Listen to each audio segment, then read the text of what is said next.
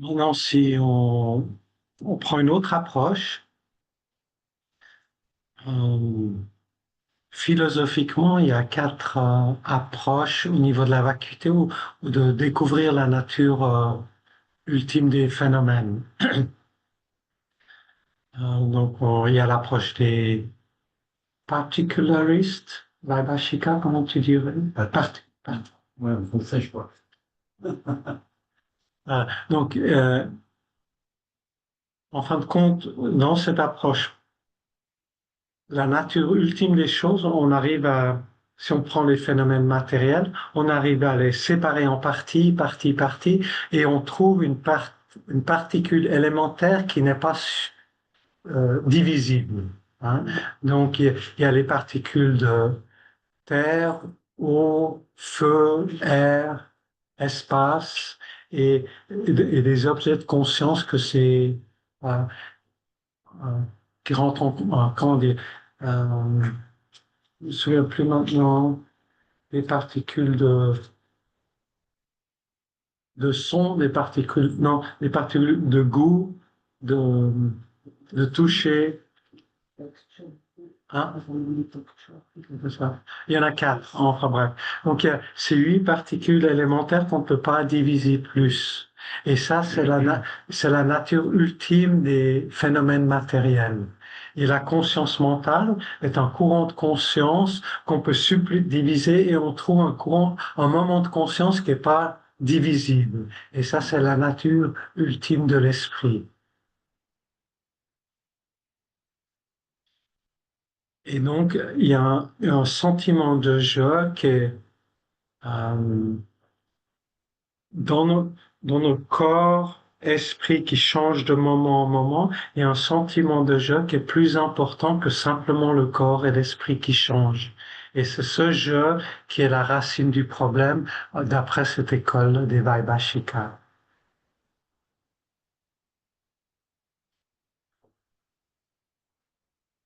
Après, il y a l'école des Sautantrika ou ceux qui suivent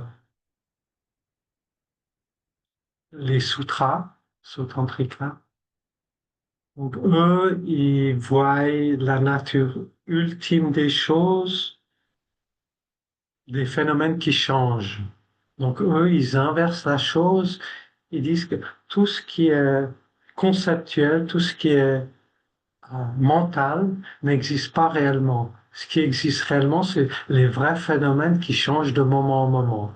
Donc, pour eux, la nature ultime des choses, c'est tous les phénomènes impermanents qui existent réellement, tandis que nos concepts, nos idées de ces phénomènes n'existent pas réellement, c'est notre projection qu'on rajoute sur les choses. Après la troisième école, l'école des euh, Chittamatra ou Esprit seul, donc eux, ils voient les phénomènes matériels d'une nature pas différente que la nature de l'esprit.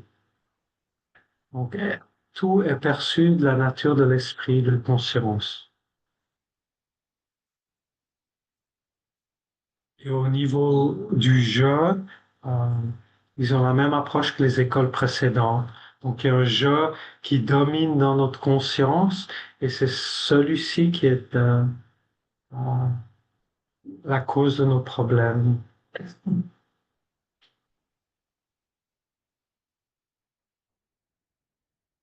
Dans la Madhyamika, il y a deux euh, subdivisions, les Svatantrika Madhyamika et les Prasangika. Je ne vais pas rentrer dans ce débat maintenant. J'aimerais juste attirer l'attention sur une chose que Nagarjuna, une pensée Nagarjuna qui revient fréquemment pour comprendre comment les perturbations mentales surviennent.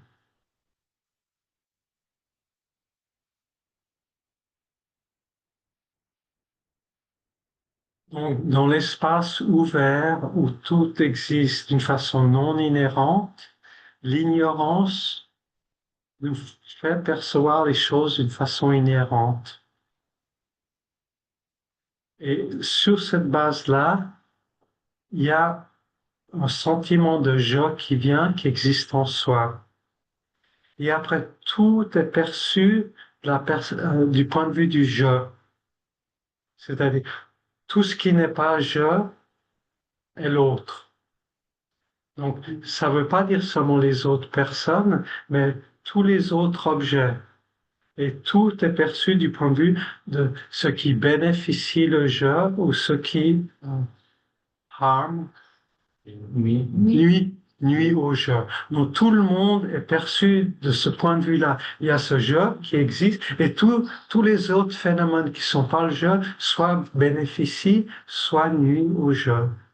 Voilà. Et basé sur cette façon erronée de percevoir le jeu, il y a toutes ces émotions perturbatrices qui viennent. Hein. Donc, ce qui bénéficie le jeu, on s'y attache, on le désire, et tout ce qui nuit au jeu, on a de l'aversion ou du recul, on essaie de s'en séparer. Et sur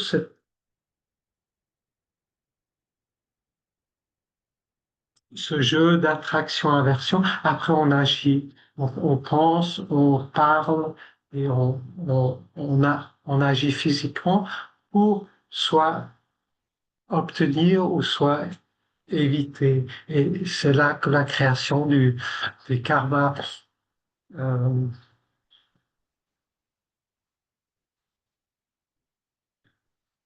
du karma contaminé, donc des actions contaminées par cette perception erronée d'un je qui existe en soi.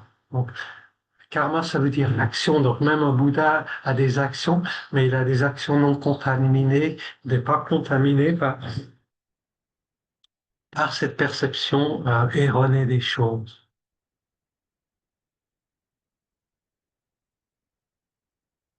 Et donc, les actions contaminées vertueuses nous apportent du bonheur dans l'existence cyclique, dans l'existence ordinaire, et les actions contaminées non vertueuses nous apportent des problèmes. Donc, spirituellement, on commence par l'extérieur. D'abord, on essaie de contrôler ou d'apprivoiser nos actions, hein, apprivoiser notre karma, parce que si vous ne, comment dire, euh, ne prenez pas soin, si on ne prend pas soin de nos actions, notre karma, on va avoir beaucoup d'obstacles dans notre développement spirituel. Donc,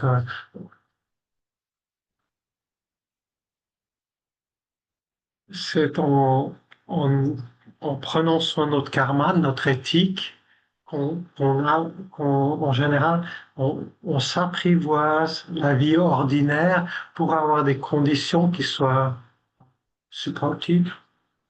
Je tiens.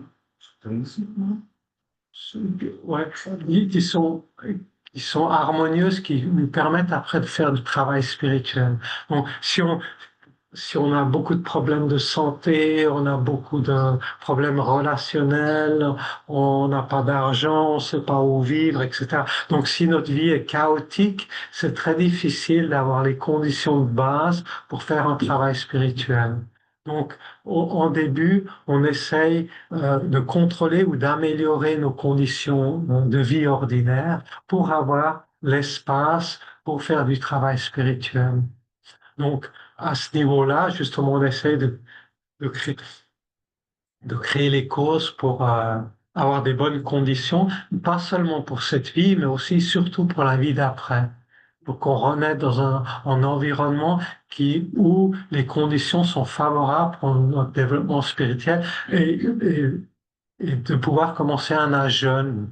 hein, de ne pas rencontrer, d'avoir un attirant spirituel quand on a 50 ans et qu'on a déjà tout le bagage d'une vie derrière son. Donc c'est mieux de commencer le plus jeune possible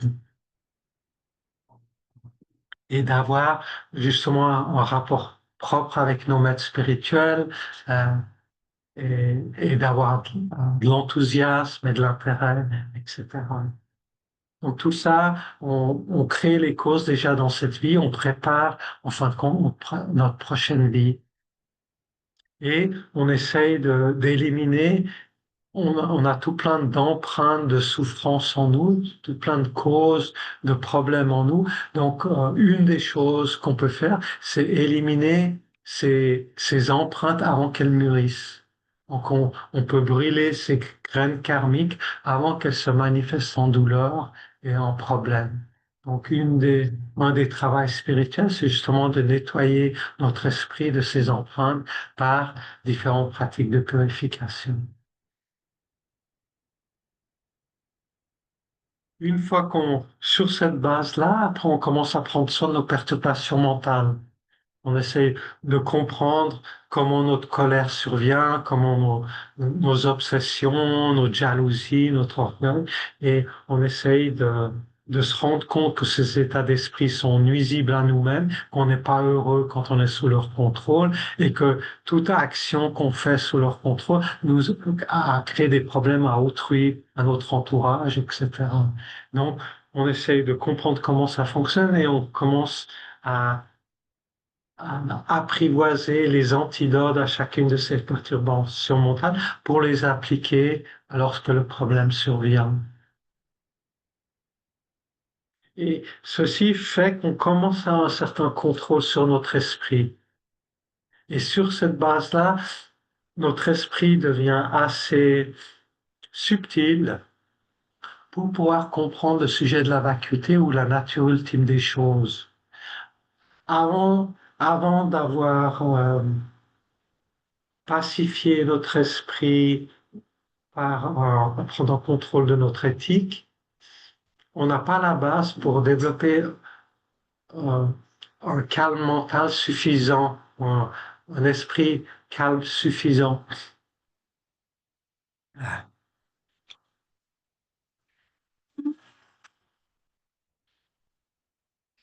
Et si notre esprit est agité par des émotions violentes, sans contrôle, qui émergent à volonté, que ce soit euh, comment dire, des obsessions pour des objets, des gens, ou de la colère, de l'irritation qui survient à n'importe quel moment sans qu'on puisse les contrôler. Donc tout ça, ça fait qu'on a une base de l'esprit où on ne peut pas développer le calme mental. Bon. Et sans calme mental, on ne peut pas obtenir la vision pénétrante. Hein. Il faut qu'on arrive à un certain niveau de contrôle sur son esprit pour pouvoir observer un phénomène aussi subtil que la vacuité ou le jeu ou ce genre de choses. Donc il faut arriver à un certain niveau de calme mental.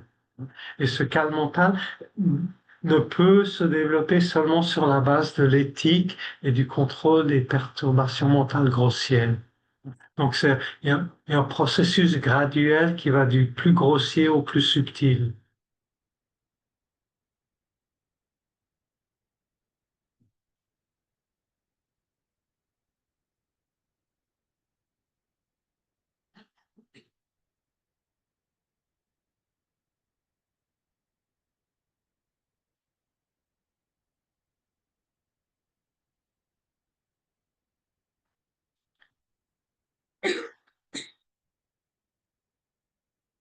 Maintenant, dans l'approche Prasangika, on observe comment on observe les objets.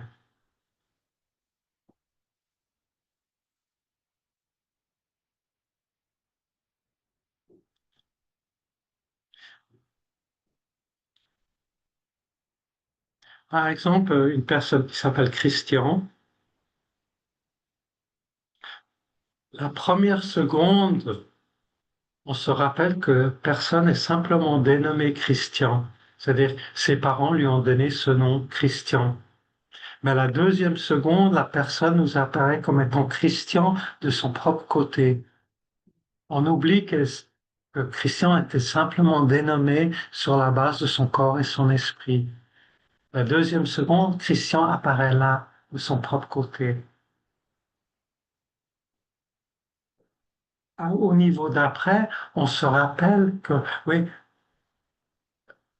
Christian, on se rappelle, on a une certaine mémoire du vécu avec ce Christian, et puis sur cette base-là, on dit Christian est sympathique. Hein.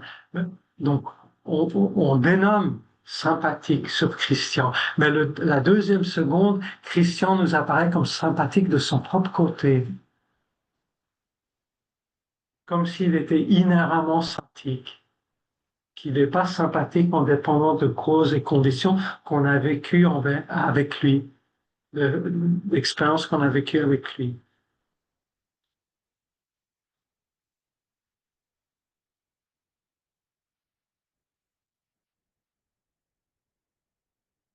Donc, en fin de compte, le Christian avec qui on vit ou qu'on connaît, le Christian apparaît comme existant de son propre côté et étant sympathique de son propre côté. Et le Christian qu'on connaît, qu'on dit qu'est sympathique, est simplement une projection de notre propre esprit. Le Christian sympathique n'existe pas là, de son propre côté. C'est moi qui l'ai nommé et c'est moi qui l'ai nommé en tant que sympathique. Ça vient de notre propre esprit.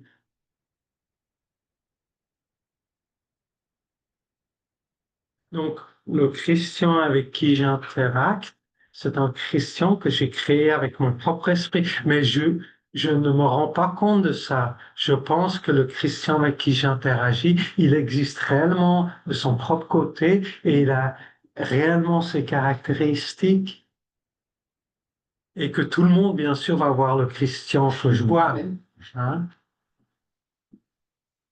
Mais eux, ils ont un autre vécu avec le Christian, ils vont avoir d'autres projections du Christian. Pour eux, peut-être Christian, il n'est pas du tout sympathique, hein, il les irrite. Et eux, ils vont voir le Christian irritant de son propre côté, ne réalisant pas que c'est eux qui ont projeté ça sur lui. Et ils pensent que tout le monde va voir le même Christian qu'eux.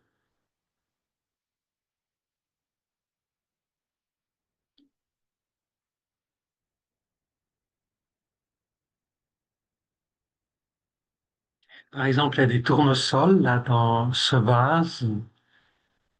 Donc, on pense qu'on voit tous le même tournesol là.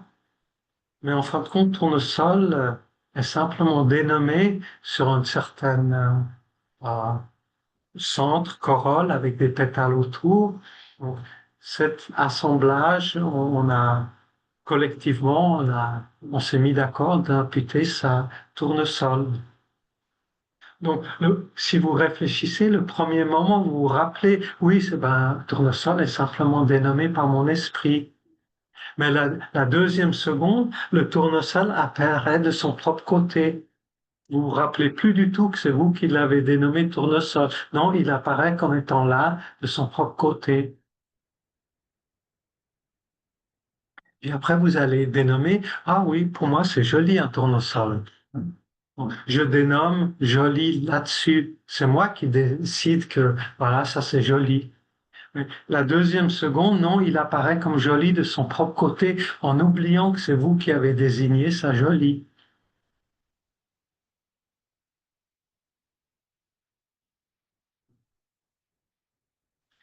Et le niveau d'après, vous allez dire, ah ben c'est désirable. Hein, c'est joli et c'est désirable. Hein, vous allez désigner désirable. Hein, mais vous oubliez ça. Puis après, quand vous marchez devant un magasin de fleurs, puis vous voyez des tournesols, ben vous allez vous leur en acheter. Hein.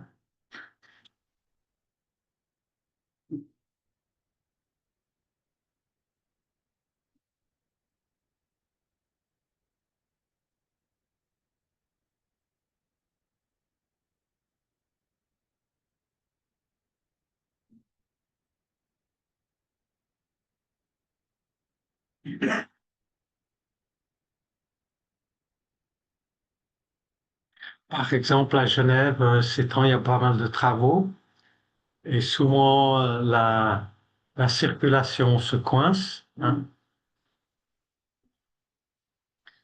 Donc sur ça, vous allez désigner, oh, il y a beaucoup de circulation, parce qu'il y a beaucoup de voitures, beaucoup de trafic. Vous allez dire, oh, il y a beaucoup de trafic, beaucoup de circulation.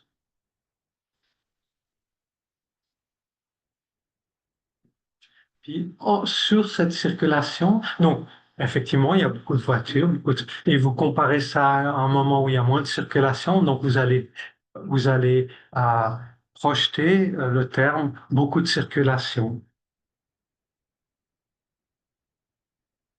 Mais il y a pas beaucoup de circulation en soi, c'est vous qui désignez beaucoup de circulation. Puis après, vous allez dire, ah, beaucoup de circulation, pas bien. Je préfère moins de circulation, hein. Donc vous projetez pas bien, hein. C'est pas bien en soi. C'est vous qui désignez pas bien la première seconde et après ça apparaît comme pas bien de son propre côté.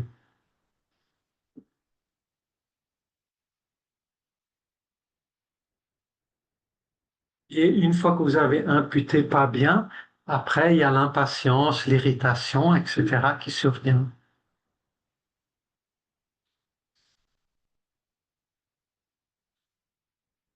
Mais vous pourriez imputer, oh bien, il y a un bouchon, bien, hein. Bouchon bien, bah, j'ai le temps de faire autre chose. Voilà, je peux méditer sur la vacuité du trafic, je peux méditer sur l'amour et la compassion de tous les gens qui sont coincés dans le trafic. Donc, je peux utiliser ce moment d'espace pour faire tout plein d'autres choses avec mon esprit.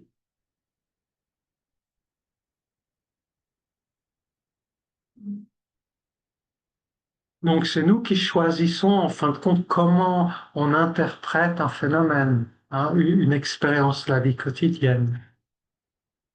Donc, c'est nous qui décidons. Comment dire?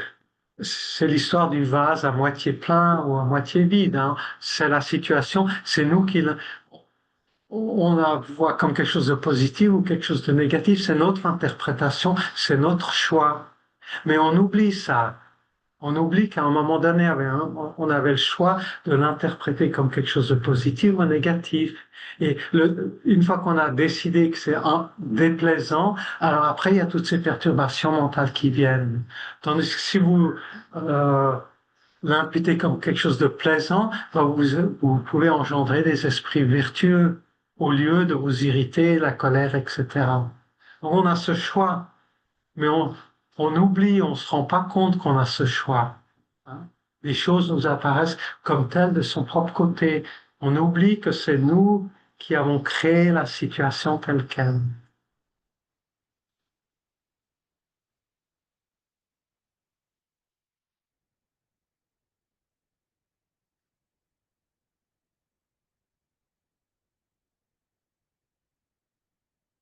Et de ce point de vue, de l'école Prasangika, le je est simplement dénommé sur le corps et l'esprit. Il n'y a pas de je autre que simplement dénommé. Donc chaque fois qu'on s'irrite, c'est pas le je qui est simplement dénommé qui s'irrite, c'est un je qui apparaît existant de son propre côté d'une façon inhérente. Le je qui a du désir, c'est pas le je qui est simplement dénommé sur le corps et l'esprit, c'est un je qui existe en soi.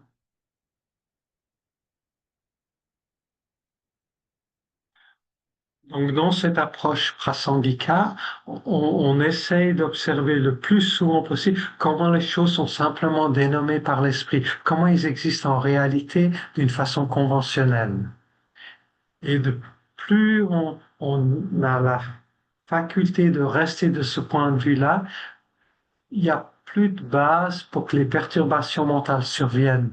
Les choses n'apparaissent plus comme existant de leur propre côté et de ce fait-là, il n'y a plus la base concrète pour l'attraction et l'aversion de fonctionner. Et c'est comme ça qu'on devient libre des perturbations mentales.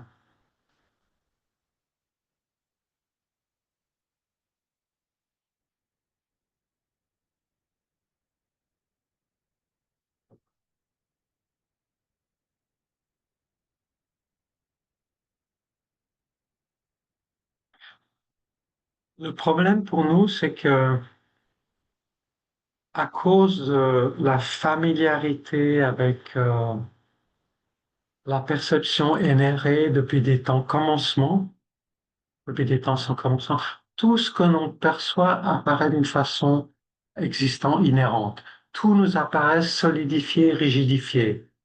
Non, on n'a pas besoin de faire d'efforts pour y voir rigidifié. Tout nous apparaît comme ça. Hein. 24 heures sur 24, depuis le moment qu'on est jusqu'au moment où on meurt, tout nous apparaît solide d'une façon erronée. Et donc, quand vous pensez, quand vous réfléchissez pas sur la vacuité, tout, va vous apparaître d'une façon erronée. Et donc, de déconstruire, ça demande un effort énorme. Chaque seconde, vous devez déconstruire cette apparence erronée. Jusqu'à ce que l'esprit devient tellement familiarisé avec que cette perception devient votre perception ordinaire. Donc un yogi avancé, il va avoir les deux en même temps, la façon erronée, mais il va plus du tout y croire. Lui, il va voir comment les choses sont simplement dénommées par l'esprit. Et un Bouddha, il a plus du tout la perception erronée des choses existant en soi. Ça, c'est complètement éliminé. Donc le jour, on devient totalement, on va plus voir les choses euh, d'une façon solide, concrète, comme on les voit.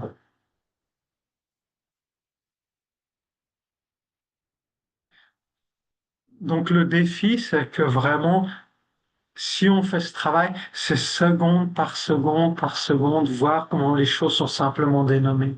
Un ordinateur, c'est simplement dénommé sur une, euh, une collection de parties matérielles et puis après une collection de logiciels, de parties du logiciel.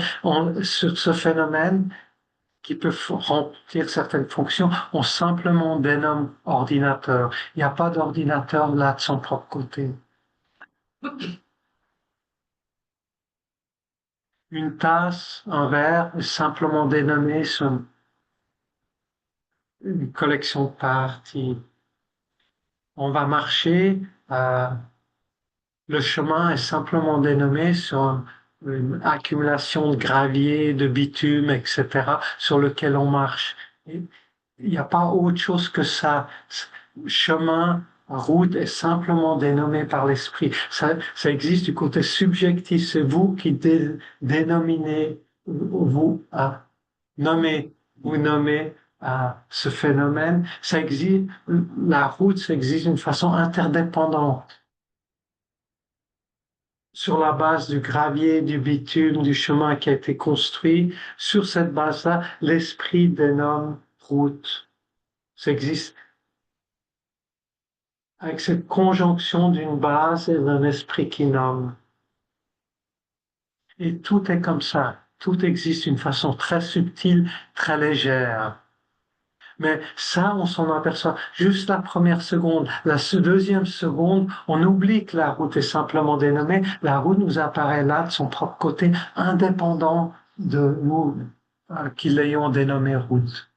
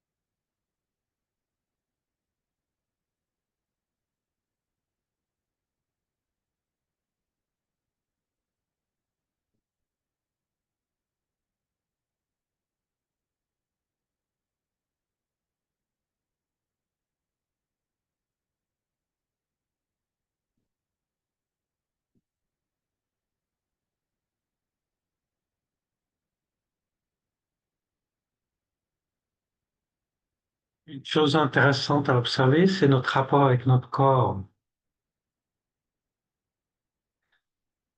Donc l'idée qu'on a de notre corps, c'est souvent le reflet euh, qu'on a de notre corps dans le miroir. On se crée une certaine image de notre corps du fait du reflet euh, qu'on en a dans le miroir.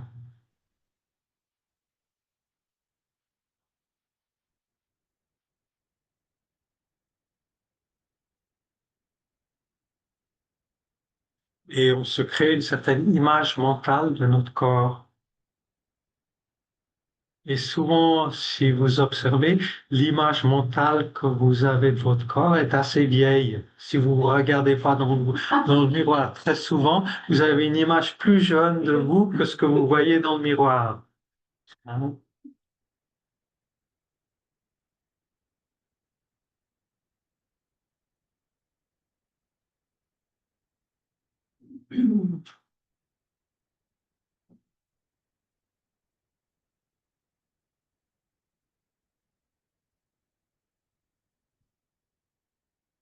Mais ça, c'est juste votre image mentale qui vient de votre conscience sensorielle, conscience visuelle. Mais si vous faites un peu un effort, vous vous rendez compte que votre corps a un son.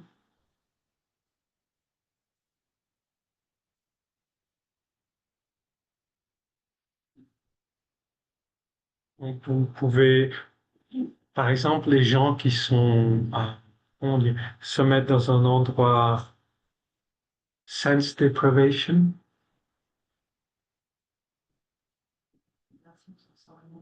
Ouais. Quand j'étais ado ou jeune adulte, il y avait les temples. On allait dans des temples de La flottation. voilà, des trucs à flotter dans des trucs où c'était totalement isolé soniquement. Hein. Et on se couchait dans un bain d'eau très très salée, puis on flottait comme ça. Comment on dit ça? On appelle ça. Ça existe plus maintenant. Ça existe encore. Ouais, ouais. Voilà. Et en fin de compte, si c'est bien isolé, vous entendez plus rien de l'extérieur, hein, puis vous flottez là. Mais par contre, vous entendez votre cœur battre très fortement, et puis le sang qui coule, et puis comment le son dans vos oreilles, le truc comme ça. Hein. Donc, en fin de compte, ça devient très, très présent. Donc, le corps a un certain son et votre corps a une certaine odeur. Hein, vous pouvez ressentir l'odorat de votre corps quand vous sortez de la douche, quand vous n'avez pas pris de douche pendant un certain temps, etc. Ça change. Et votre corps a un certain goût. Hein, avec la langue, vous pouvez lécher votre peau ou sentir euh, votre salive, etc. Donc, votre corps a un certain goût. Et le goût a le corps a une certaine sensation que lorsque vous caressez la peau ou les habits sur votre peau, etc. Donc,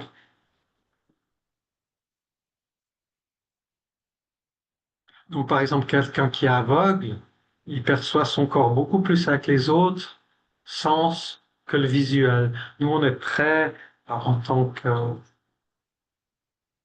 humain, on est très pris par le visuel, donc notre apparence visuelle de notre corps. Mais on peut appréhender nos corps aussi avec les autres sens. Et ça vous donne une autre image mentale de votre corps.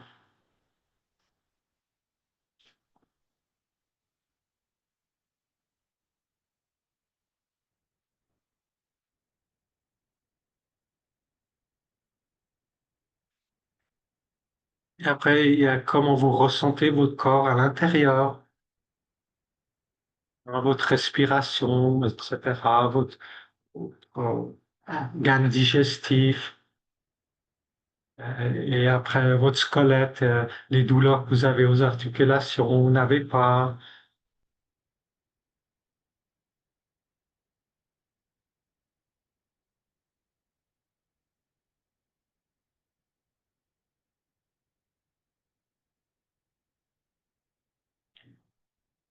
Donc sur cette accumulation d'expériences ou de sensations que vous avez de votre corps, sur ça vous allez appeler corps. Corps est simplement dénommé sur cette accumulation de parties. Il n'y a pas de corps qui existe en soi. Le corps est simplement dénommé sur cet assemblage. Donc, la façon dont le corps existe est très léger, est très éthéré.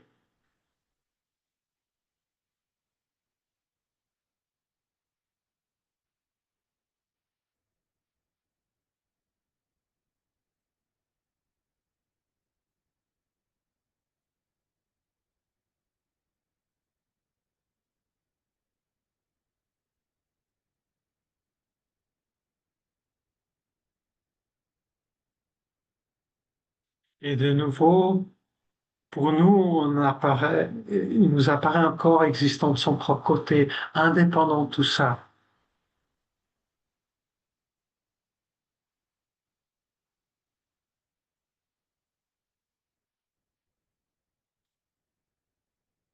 Puis après, on va rajouter des adjectifs, hein. On va dénommer le corps comme étant en bonne santé ou étant en mauvaise santé.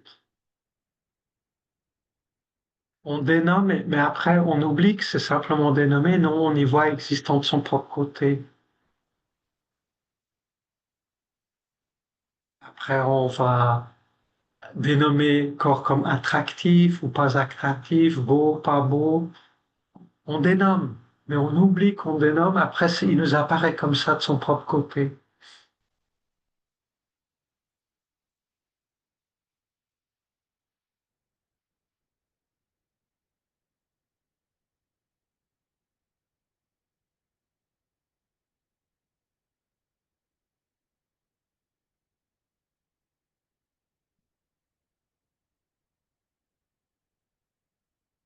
Et sur cette base-là, après les perturbations mentales comme de l'orgueil, de la jalousie, etc., surviennent.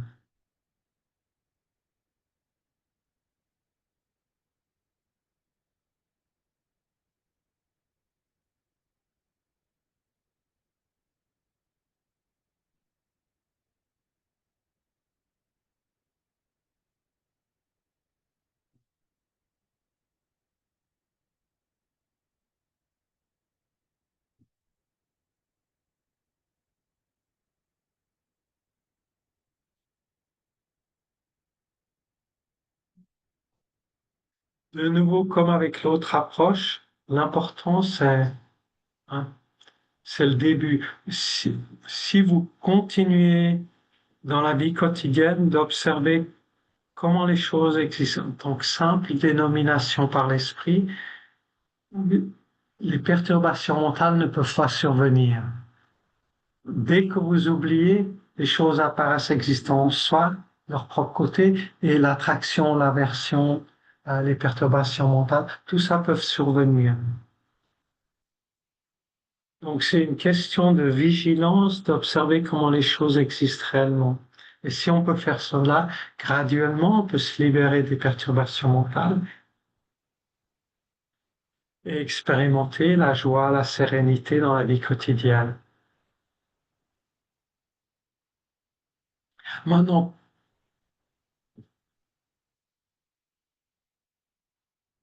pourquoi on ne le fait pas?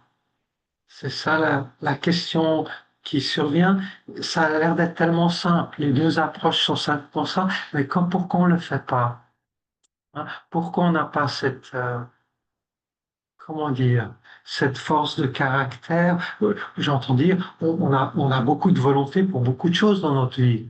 Hein? Mais pour ça, qui est quelque chose de vraiment important, euh, qui pourrait résoudre nos problèmes qu'on a depuis des vies sans commencement. Pour ça, tout simplement, on n'a pas, ouais, on n'a pas de passion pour ça, hein. Notre passion est très limitée.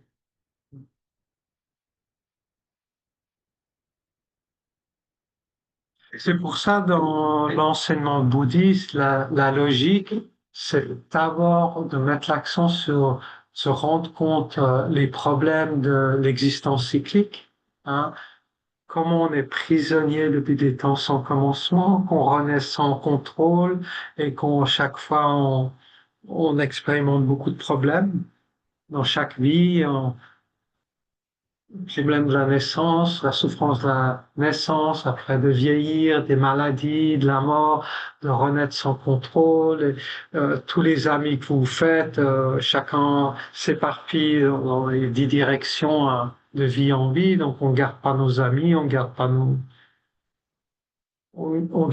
objets, on garde pas nos connaissances, tout on recommence à zéro, encore et encore. Bon, si vous essayez de réfléchir, qu'est-ce que j'ai comme acquis d'avoir vécu des milliards de vies, hein?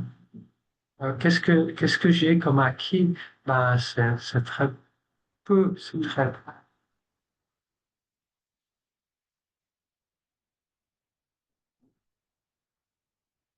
Donc, c'est juste quand on se rend compte profondément du problème de l'existence cyclique, de ce manque de contrôle de vie en vie, en vie, en vie, et que ça n'a pas de commencement et que ça n'a pas de fin. C'est seulement quand on a vraiment une profonde appréhension de cela qu'on va avoir l'énergie pour faire l'effort de pour pouvoir s'en sortir.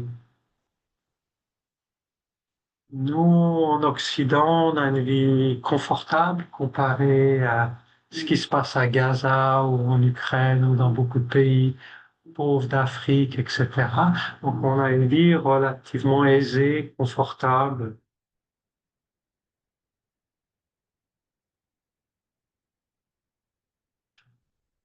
Mais cette situation peut se terminer n'importe quel moment, hein. On meurt et puis après, on n'a pas de contrôle sur notre esprit. Et où est-ce qu'on va renaître? On n'a aucune idée, hein.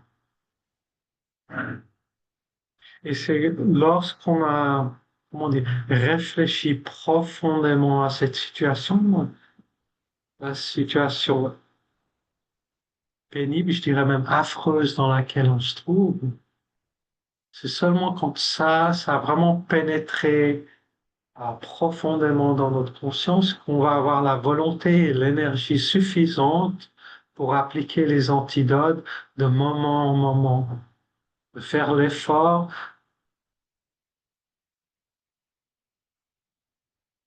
Vous voyez, chaque seconde, on a le choix. Chaque seconde, soit on renforce l'existence cyclique en appréhendant les choses comme existant inhérents, soit on crée, on s'approche de la liberté, on voit les choses en tant que simplement dénommées par l'esprit. Donc chaque seconde, soit on renforce le samsara, soit on renforce notre voie vers la libération et l'éveil. Chaque seconde, on a ce choix.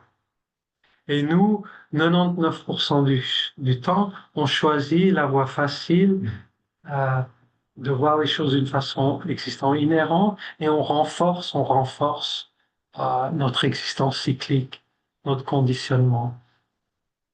Donc, qu'est-ce qui va faire changer qui va nous donner cette passion ou cette énergie suffisante pour faire l'effort? C'est justement de se rendre compte dans quel caca on est, hein. Nous, on pense que notre vie est bien, elle est sympa, hein. On pense qu'on a une bonne vie, et c'est vrai, d'un certain niveau relatif, notre vie est agréable, on a une bonne vie, hein. Mais d'un autre côté, notre vie est pas bien du tout parce qu'on est sous le contrôle des perturbations. N'importe quel moment, une perturbation mentale peut venir. N'importe quel moment, une expérience de douleur, de karma peut mûrir. On peut attraper le cancer, avoir une crise cardiaque, on se retrouve moitié paralysé. Donc, toutes ces choses peuvent venir à n'importe quel moment sans contrôle. On sait pas quand ça va arriver. Et on a des millions de vies d'empreintes négatives. Donc on a en nous potentiellement des renaissances très douloureuses à venir, hein. Potentiellement, on l'expérimente pas maintenant, mais on n'est pas libéré de ces empreintes qui peuvent mûrir n'importe quand.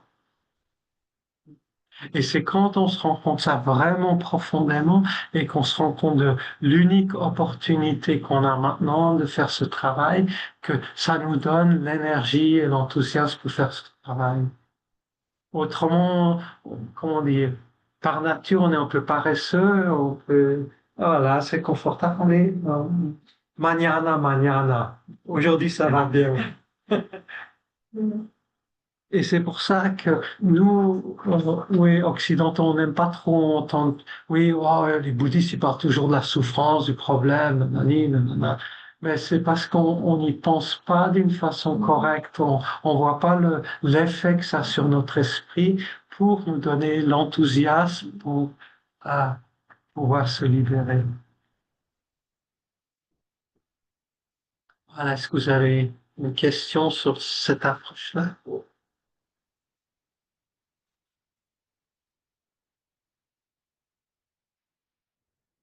Je peux toujours poser une question. Euh, c'est vrai que quand on réfléchit, on dit c'est une simple désignation. Par exemple, je suis sur la route. Je sais que la route est le seul sur lequel je marche est désigné par mon esprit. Mais le fait est que même si je fais cela, l'apparence d'existence est inhérente, l'objet continue d'apparaître. Et donc, il y a toujours quelque chose qui est un peu en porte-à-faux et qui fait que c'est une position qui est dure à maintenir sur le long terme. C'est vrai, c'est une question de familiarité, c'est tout. J'entends. Les sens nous mentent tout le temps. Les sens, tout ce que l'on perçoit d'une façon innée, ça apparaît comme existence. Donc, il faut faire cet effort de voir, ah ben, en réalité, c'est une projection de mon esprit sur une base. Et la base, de toute façon, existe indépendamment de mon esprit. Et donc, c'est là le problème. C'est que les parties eux-mêmes sont simplement désignées à l'infini. Donc tout existe en tant qu'inter. Il n'y a pas de base. Il n'existe pas un monde objectif à l'extérieur.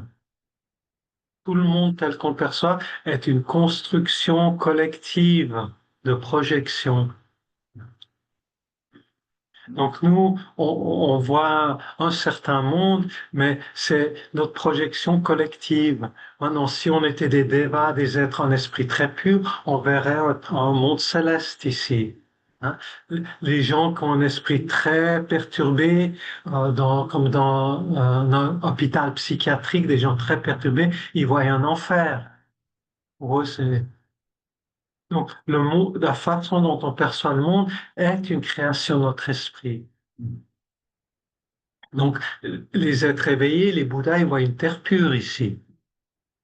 Ils voient tout, la nature de la félicité, arc-en-ciel, tout beau, quoi. Certains d'entre vous ont peut-être pris une fois du LSD ou des champignons. Vous savez que, comment dire, votre conscience peut voir les choses très différemment. Hein. Mais on oublie ça et on pense qu'on vit dans un monde objectif réel à l'extérieur de soi qui existe indépendamment de ma conscience. oui, parce que ce soit un Bouddha, un déva ou un être ordinaire, il y a quand même un objet à la base et c'est ça que je vraiment frustrant, quoi. Et qui nous fait vraiment adhérer qu'il y a quelque chose qui existe de son côté. Voilà.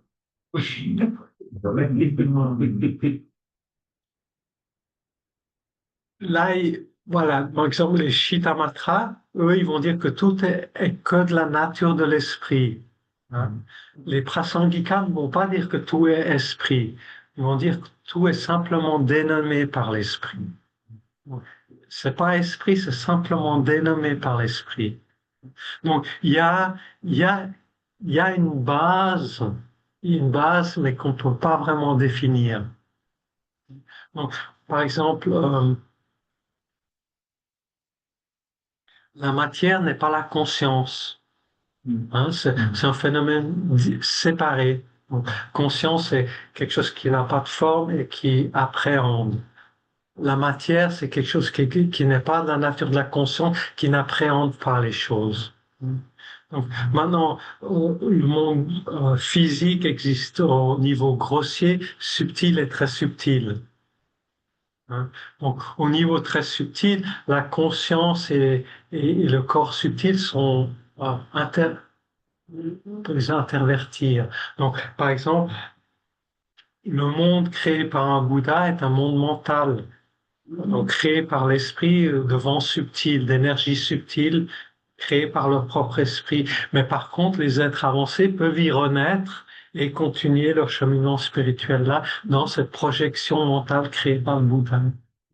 C'est clair que... C'est un petit peu comme si la matière était une prolongation plus grossière de l'esprit, Oui, quelque part. oui, oui, mais par contre, maintenant, du point de vue bouddhiste, on va dire que, comment dire, le monde physique grossier, donc ces planètes, cet univers dans lequel on vit, a sa cause, disons au niveau du Big Bang, hein, du niveau scientifique actuel. Après, on va se dire, mais quelle est l'origine du Big Bang, etc. Donc, on arrive à, du point de vue bouddhiste ou du point de vue de l'Abhidharma, au début, il y avait l'espace. Hein, et cet espace s'est mis en mouvement, ça a créé l'élément air, et puis après, des différentes couches d'air, cette friction a créé des histoires de température, donc ça va créer l'élément feu, puis après ces différences de température ont créé l'élément eau, puis ces trois éléments créent l'élément terre. C'est un peu similaire à l'explication qu'il y avait au niveau des Grecs, hein, la création de la matière, des quatre éléments de base, etc. Donc, du point de vue bouddhiste, l'évolution, il y a une période où il n'y a rien de matériel autre que l'espace, et cet espace est mis en mouvement par le karma collectif des gens qui vont y renaître. Hein. Qu'est-ce qui crée? Donc, c'est pas un Dieu séparé qui crée ce mouvement, c'est l'énergie collective des gens qui vont renaître dans cet univers, qui crée ce mouvement et qui crée voilà. Donc l'univers a une période où il n'y a rien, où il y a juste l'espace. Après, il y a une période de création, donc où ces quatre éléments se mettent en mouvement et le monde, l'univers se crée. Et après, il y a une période de maintien où il y a une base suffisante pour des êtres pour y vivre, donc pour des âmes ou des consciences pour y renaître dans des corps et ils expérimentent ce monde. Et après, il y a une période de destruction où l'univers est détruit soit par le feu, etc. Et on se retrouve de nouveau dans l'espace. Et donc, ça, c'est considéré un néon, hein, depuis donc, tout ce cycle. Hein. Mais qu'est-ce qui crée donc ces univers? C'est la conscience collective ou le karma collectif des gens qui vont y renaître. Ouais, ça fait beaucoup plus sens. Oui, bah, ça explique pourquoi, quand on cherche vraiment une base, on ne la trouve jamais, finalement, c'est un pouvoir vers l'infini, mais qu'en même temps, il y a quelque chose qui apparaît et qui Exactement. peut être très matériel, très Tout à physique, fait. mais ça dépend pas uniquement de mon esprit. Voilà, Ça il y a dépend quelque de l'esprit chose. collectif, Voilà. cette adhésion Voilà. qu'on a tous les êtres Voilà. depuis les temps sans Voilà. commencement. Ouais, donc ça explique pourquoi c'est aussi Voilà. balance aussi, quoi. Oui. Tu dis que tout provient déjà de la naissance. Un nourrisson, quelque part, il n'a pas une certaine pureté, je sais pas. Même si c'est pollué, certainement, oui. Mais, je sais pas, moi, je vois avec mes petits garçons, les nouveau-nés, quelque part, c'est le reflet de quelque chose de plus, je sais pas. Oui, oui, il y a une Il y certaine a des pureté. émotions, enfin, voilà, que je vois qu'il n'y a pas de mots, quoi. Hein, il y a pas tous ces bagages de cette voilà. vie Puis après, tous les présent. concepts, il y a aussi Petit à petit, quelque chose qui est petit à là, petit. une certaine... C'est bon, c'est bon. Oui, Didi. Mais la question que je me pose, c'est quand on interagit avec le monde, avec les gens, on a besoin, pour la communication, on a besoin quelque part de maintenir cette vie de comment on arrive à maintenir les deux en même temps, en fait, c'est ça, la vie conventionnelle, comme le yogi qui voit les deux simultanément, mais qui ne croit plus. Enfin, on en a besoin quelque part, ou alors on se retire. Non. Les choses existent conventionnelles et n'existent que conventionnellement. Ils n'existent que simplement dénommés. Et on fonctionne très bien dans un monde simplement dénommé. le fait que vous les percevez d'une façon solide, inhérente, ça ne rajoute rien, ça crée que des problèmes. Le Dalai Lama, tous ces êtres avancés, ils fonctionnent très bien dans le monde et ils ne le voient pas du tout solide comme nous. Donc ça reste possible d'interagir dans le Hein? monde. Tout à fait. Le fait de comprendre que le monde existe simplement en tant que dénomination, ça ôte la solidité et ça ôte la base pour des projections après comment dire, d'adjectifs qu'on impute aux choses. Par exemple, je peux continuer à dénommer quelqu'un d'intelligent, mais la personne n'est pas intelligente de son point de vue, elle est simplement dénommée par... Et c'est réel, c'est valide, c'est un adjectif valide. Par exemple, je peux dire quelqu'un est grand ou petit, c'est une désignation valide. Le problème vient quand je vois la personne étant grande de son propre côté et petit de son propre côté, mais l'adjectif que j'ai dénommé peut être correct. Relativement, une personne est grande ou petite. C'est simplement dénommé. Donc, dans un monde simplement dénommé, on fonctionne très bien. Je vois pourquoi ça fait les problèmes.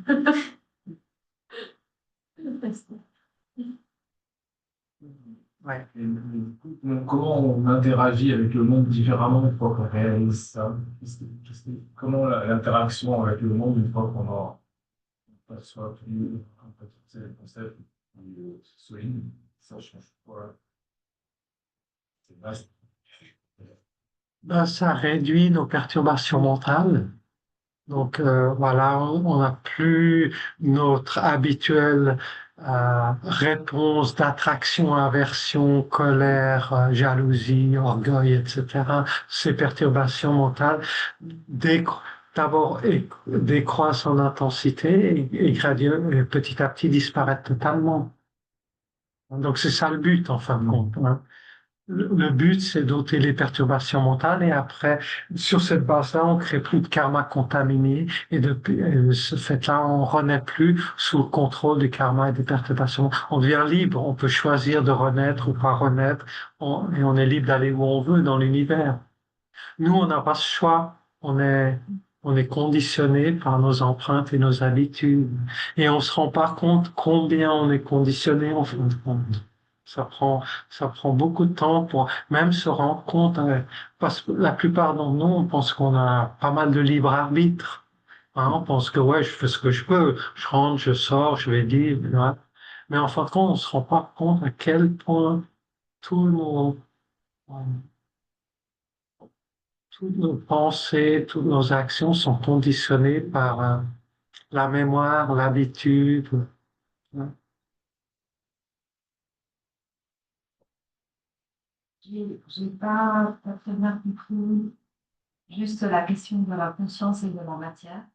C'est vrai que moi, j'avais toujours entendu que la matière et la conscience étaient des natures différentes. Et récemment, j'ai entendu Roberto Mann qui disait que, en fait, non, en tout cas d'un point de vue tantrique, d'un point de vue tantrique, si je me souviens bien de ce que j'ai entendu de Roberto Mann, la conscience et la matière pouvaient être considérées comme de même nature. Mm-hmm. Oui, donc au niveau tantrique, au niveau du corps très subtil et de l'esprit très subtil, les deux sont intervertibles. Hein? Le corps très subtil d'un Bouddha est aussi conscient que l'esprit, et l'esprit du Bouddha est partout, et partout est l'esprit du Bouddha et son corps. Hein? C'est pour ça que dans le tantrisme, enfin, si vous visualisez le Bouddha devant vous, il est réellement là, parce que l'esprit du Bouddha est partout, et partout où est l'esprit du Bouddha est aussi son corps. Donc, si vous visualisez le Bouddha devant vous, il est réellement là, du point de vue tantrique. Mais est-ce qu'on peut dire, pour autant, comme disait Jonathan, je crois, que la matière, c'est un aspect grossier de l'esprit? Pas vraiment. Donc, dans l'approche Abhidharma, hein, donc ordinaire, on va dire que la conscience est séparée et c'est elle qui met en mouvement la matière et qui crée la matière. Mais cette, comment dire, cette apparence grossière de la matière n'est pas consciente. Voilà. Créée créée par l'esprit, Ouais, mais pas consciente elle-même. ouais. Maintenant, dans le tantra, ça devient un peu différent parce que, en fin de compte, on essaie d'éveiller le corps subtil, hein, puis après le corps très subtil, et à ce niveau-là, les choses changent. Hein. Mais au niveau grossier, du corps grossier, de l'esprit grossier, il y a une distinction de la conscience et de la matière.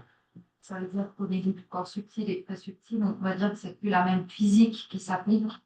Un peu Oui, chose voilà. un peu Mais, comme ça. C'est voilà, plus la le vraie. corps subtil, c'est un peu comme votre corps de rêve. Hein. Dans le monde du rêve, ben, les phénomènes sont expérimentés différemment. Hein. La conscience et puis ce que vous rêvez sont, comment dire, c'est presque ce que vous rêvez est créé par votre esprit, mais on l'oublie. Hein. Dans le rêve, on bouge, on fait des trucs et on voit un monde objectif du rêve. Mais en fin de compte, c'est créé par notre esprit. Et quand on se réveille le matin, on se dit, ah, mais en fin de compte, c'était mon rêve quand j'ai créé ça. Mais dans le rêve lui-même, ben non, hein, on interagit avec les choses comme s'ils existaient objectivement séparés de notre conscience. C'est pour ça, dans le tantra, une des pratiques, on essaie de apprivoiser le rêve éveillé, hein, de créer le rêve éveillé et de se rendre compte que le monde est juste, comme on dit, créé par notre esprit. Oui, J'ai une question en fait, c'est pour savoir si tout le monde on parle du temps. tu peux parler un peu plus fort à cause du ventil. Quand on parle du temps, par exemple, pour la création de l'univers, Ouais. parce que notre karma collectif a créé cet univers pour pouvoir l'exploiter maintenant, comment définir le temps au niveau de l'esprit? C'était juste ça en fait. Parce que nous, on a le temps dans le samsara, mais l'esprit, comment est-ce que lui, il perçoit le temps en fait? Comment est-ce qu'il a le ressenti ou peut-être c'est quelque chose de différent ou il y a peut-être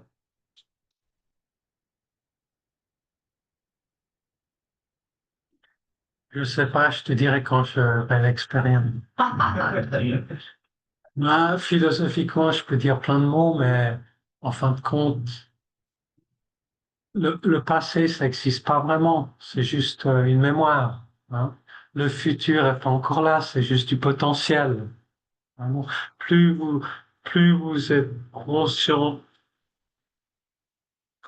comment les phénomènes dépendent de causes et conditions, plus vous voyez les causes et conditions, plus, par exemple, on dit que si vous voulez voir votre vie passée, si vous voulez apprendre qu'est-ce qu'était votre vie passée, observez votre corps, observez votre situation actuelle. Hein. Donc, si vous voyez votre corps, votre niveau de santé, votre bien-être matériel, vos relations avec autrui, tout ça, ça va vous dire quel type de vie vous avez eu dans le passé. Et maintenant, si vous voulez voir quelle renaissance vous allez obtenir, observez vos pensées, observez vos émotions, observez votre esprit et ça va vous dire quel type de renaissance vous allez avoir. Donc, c'est pas tellement compliqué. Si on observe, on peut voir hein, une cause. Ouais. Iris. Le karma peut sauter des lignes. Donc en fait, ça ne sert à rien de regarder ma vie de maintenant Non, non, par non, rapport à celle d'avant. non. Certaines empreintes karmiques sautent, mais la chose collective, qu'est-ce qui a plus de chances de...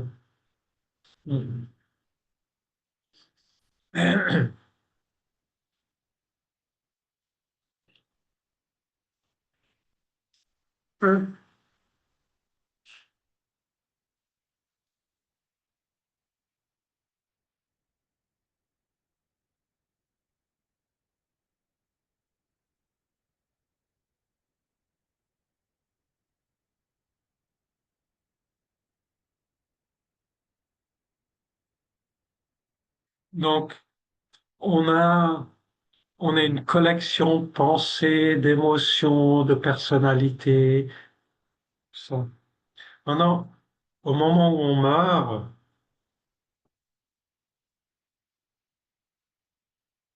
où on va renaître, ça va dépendre de l'état d'esprit qu'on a au moment où on meurt. Donc, si on a une émotion, et quel est cet état d'esprit qu'on va avoir, ça va dépendre des circonstances de notre mort. Donc, si on a une forte familiarité avec une certaine émotion, c'est celle-là qui a le plus de chances de survenir. Par exemple, il y a des gens qui sont très attachés aux gens de leur vie et quand ils meurent, ben voilà, ils vont penser à leur enfant, ils vont penser à leur partenaire et ils veulent pas se séparer de ces gens-là. Et c'est cet attachement qui va conditionner leur renaissance. D'autres gens vont être fâchés à cause d'une situation, ils peuvent pas laisser lâcher prise de cette situation. Et puis voilà, donc c'est cette émotion qui va survenir.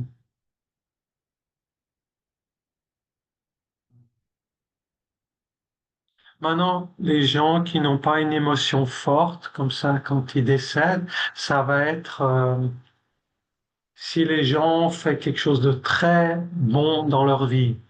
Par exemple, ils ont été un travailleur social, ils ont fait beaucoup de bien dans leur profession, ou ils étaient docteurs, ou ils allaient dans les pays pauvres aider là-bas, travailler au CICR, des trucs comme ça, ou ils ont construit un monastère, ou ils ont construit un temple, ou une stupa, donc quelque chose de très vertueux dans cette vie-là.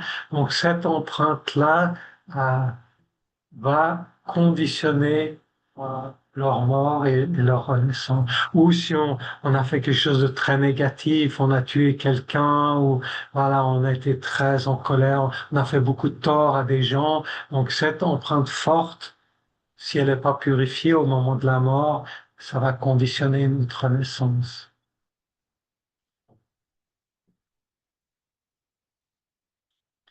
Maintenant, pour les gens qui n'ont pas, comment dire, des empreintes fortes dans une direction ou de l'autre comme ça, c'est en fin de compte la dernière pensée qu'on a. Hein, et donc, c'est là où de mourir dans un environnement, euh,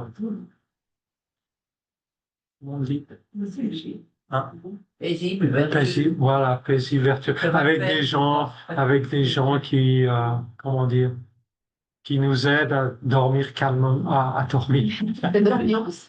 à mourir paisiblement, qui nous encourage, qui nous supporte avec bienveillance, etc. Donc notre environnement dans lequel on meurt est important, justement pour créer les conditions pour que nos dernières pensées soient vertueuses et qu'on parte avec ces empreintes positives.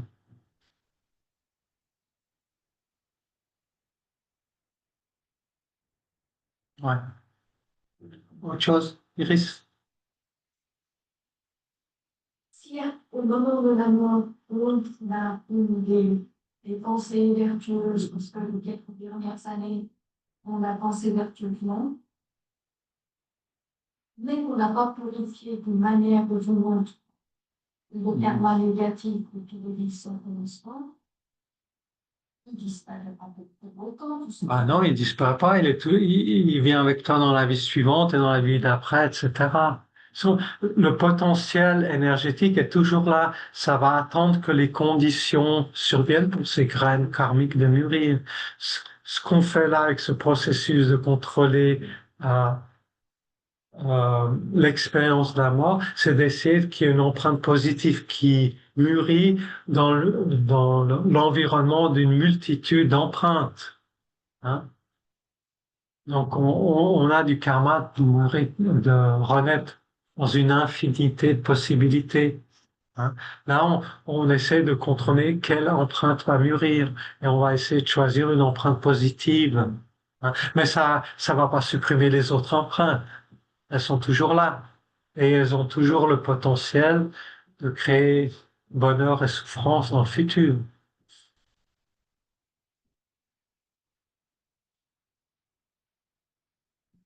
Franchement, oui, c'est par rapport à ce que tu disais avant concernant les pratiques de purification, enfin, un petit peu évoqué avant.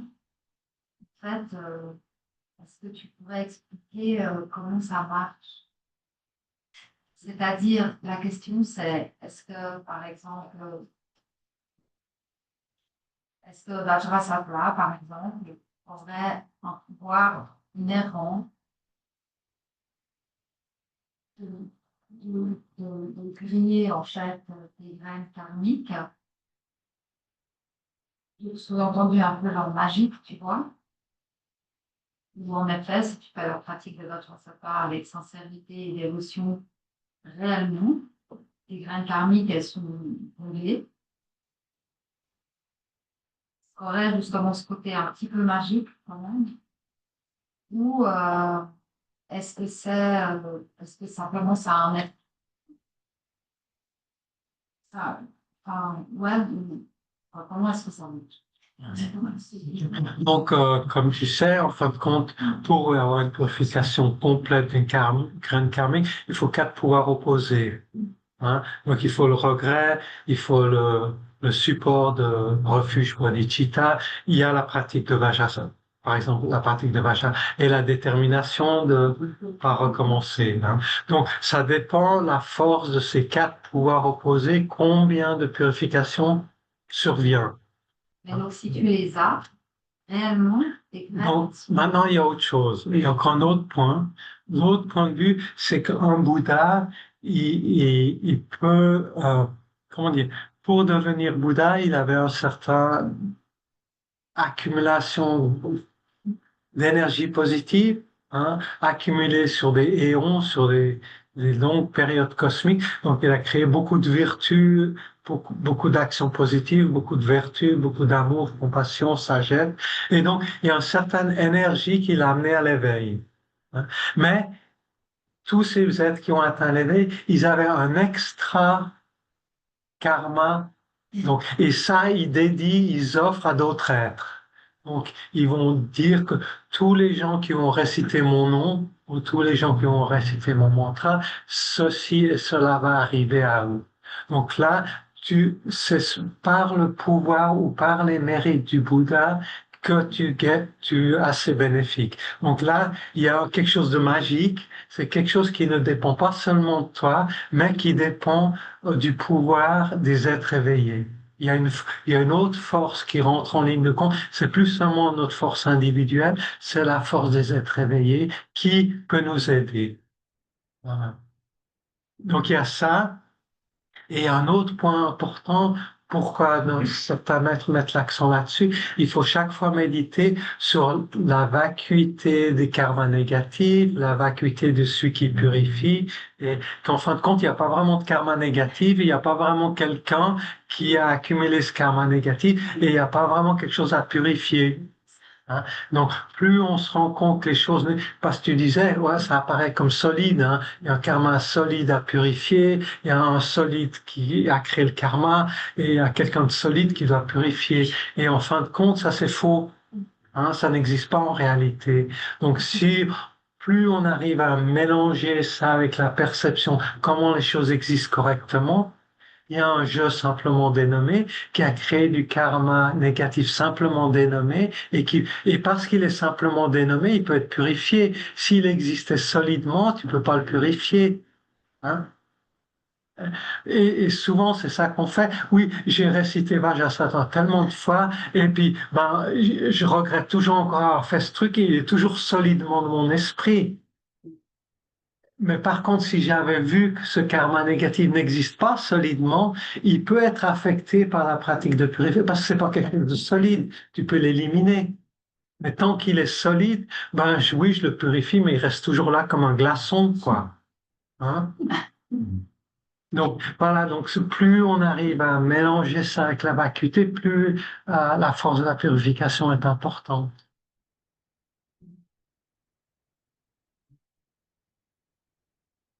Mais en fin de compte, quand on réalise la vacuité, ça ne fait pas disparaître les karmas, c'est juste qu'ils ont Voilà, voilà, voilà, voilà. Ils peuvent plus jamais mûrir. Ouais. C'est aussi simple, c'est ça. Et puis même, ils sont, non seulement ils ne peuvent pas mourir, mais ils n'existent pas. En soi, c'est que de l'énergie. Bien, on va faire la pause midi. Donc, quelque énergie positive on a créée ce matin en venant ici et quelles que soient des pensées positives ou intuition ou sagesse qu'on a développée, puisse cette énergie grandir en nous et se multiplier et puisse les réalisations de cela